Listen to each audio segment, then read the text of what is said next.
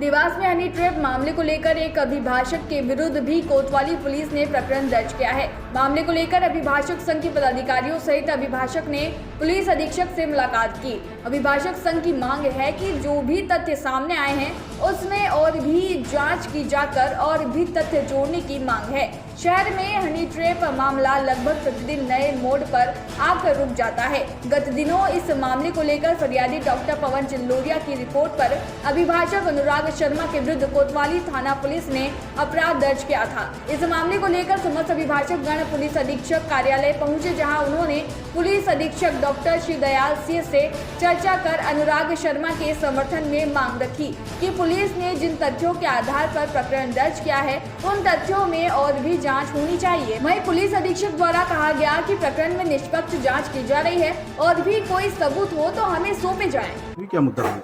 हमारा ये कहना था कि जो अभी इन्वेस्टिगेशन चल रहा है उस इन्वेस्टिगेशन में एक तरफा पूरी कार्रवाई होगी। एक तरफा से मतलब ये है कि कंप्लेनेंट ने जो आवेदन दिया या कंप्लेनेंट ने जो स्टेटमेंट दिया है उसी को बेस बना के पुलिस जो है वो अपनी बात या पुलिस अपना इन्वेस्टिगेशन आगे बढ़ा रही है। जबकि होना ये चाहिए, अरनेश कुमार का एक जजमेंट है, उसमें एक ये चीज़ आती है कि कोई भी फेयर मतलब अननेसली किसी के खिलाफ आप प्रकरण बनाओ, उसको अरेस्ट करो, जहाँ तक संभव हो कि ऐसे केसेस में 7 साल से कम की सजा है उसमें अरेस्ट नहीं होना चाहिए, या उस पर जो है पहले नोटिस दो, उससे जांच करो और फिर उसके बाद में कार्रवाई करो। हमारा इसमें ये कहना था कि ये जो ट्रांजैक्शन है वो ट्रांजैक्शन क्यों हुआ, ये आपने उनकी बात सुन के और तय कर लिया कि साहब इसलिए हुआ।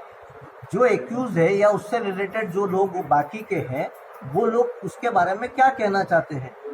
ऐसा एक उदाहरण है कि साहब आपने 22, 23, 24 या जो भी उस जून की तारीखें थी उस तारीख में आपने अमाउंट ट्रांसफ़र किया और उसके बाद में आप रिपोर्ट 5/8 को करने जा रहे हो, तो 22, 23, 24 में आपने रिपोर्ट वो जो अमाउंट ट्रांसफ़र किया वो क्यों किया, उसका आधार क्या था, उसके लिए क्या आपने लिखा पढ़ी की। जो लिखा पढ़ी की वो आप पुलिस को देते कि साहब ये मैंने लिखा पढ़ी करके और पैसा, क्योंकि already there was a compromise, तो वो कॉम्प्रोमाइज क्यों नहीं दिया आपने पुलिस, और पुलिस ने वो कॉम्प्रोमाइज क्यों नहीं जब्त किया, क्योंकि वो जब कॉम्प्रोमाइज रिकॉर्ड पे आएगा तो वकील की भूमिका स्पष्ट हो जाएगी। भाई वकील का काम है, अगर आप मेरे पास में आते हो, आप ये कहते हो कि साहब ये प्रकरण मेरा ऐसा ऐसा है, इस प्रकरण में आप मेरी मदद कीजिए, वकील का काम है, वो वकील मदद करेगा। आप कोई भी आओगे तो हम उसकी मदद करते हैं।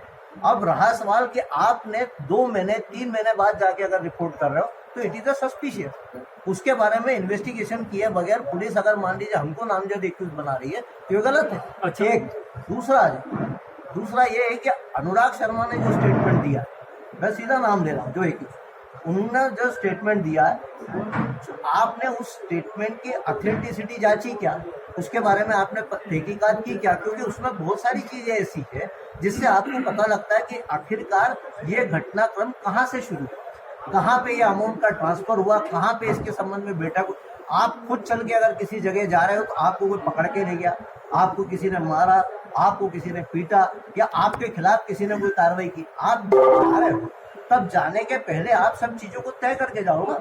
आप किसी को भी जाके और किसी के हाथ में अमाउंट क्यों रखोगे, अमाउंट रखा है तो उसके पीछे क्या कारण है। तो ये जो अनुराग शर्मा का जो स्टेटमेंट है उसकी ऑथेंटिसिटी आप जांचिए। ये हमने इनसे कहा कि साहब आप तो हमें जो एसपी साहब से आश्वासन मिला है, उनका ये कहना है कि हम ये दोनों बिंदु जो है उन पे दोनों पार्ट पे उन्होंने अमाउंट के बारे में। देखिए, कोतवाली थाना क्षेत्र का एक प्रकरण है जिसमें इन्वेस्टिगेशन चल रहा है। इन्वेस्टिगेशन के लिए एक प्रतिनिधि मंडल डेलीगेशन आज मिला है। हमने उनको आश्वस्त किया है कि आपके पास जो भी एविडेंसेस हैं सबके साथ आप रिकॉर्ड में पेश करें, सभी एविडेंसेस को ऑन रिकॉर्ड लिया जाकर और इन्वेस्टिगेशन का पार्ट बनाया जाएगा। हमने ये भी आश्वस्त किया है कि प्रत्येक क्राइम में फेयर एंड फ्री इन्वेस्टिगेशन। एक वकील को इसमें आरोपी बनाने को लेकर जो है चर्चा हो रही है, तमाम जो है कि ट्रांजैक्शन रुपये का लेन देन सामने आ रहा है। वकील को पहले नोटिस दिया जाता, उसके बाद उनके बयान होते, तो क्या वो जांच में लिया गया है? देखिए, आज की चर्चा में एक अक्यूज्ड है जिनका जिक्र आया है, उनका ये कहना है कि उसमें और तथ्य लिए जाने की आवश्यकता है। हमने इस चीज़ के लिए आश्वस्त किया है कि जो भी तथ्य इन्वेस्टिगेशन के लिए आवश्यक है, जो भी तथ्य आप लोगों के पास है, आप ऑन रिकॉर्ड उसको पेश कीजिए, उसको इन्वेस्टिगेशन का हिस्सा बनाया जाएगा और free and fair investigation. Sir, Zoya के भाई और जोया के पति ने भी डॉक्टर पवन चिल्लोरी के खिलाफ एक आवेदन दिया है, उस पर क्या कार्रवाई? एक आवेदन अभी प्राप्त हुआ है, उसमें विधिवत कार्रवाई की जाएगी। देवास से ब्यूरो चीफ अभिषेक सोनी की रिपोर्ट।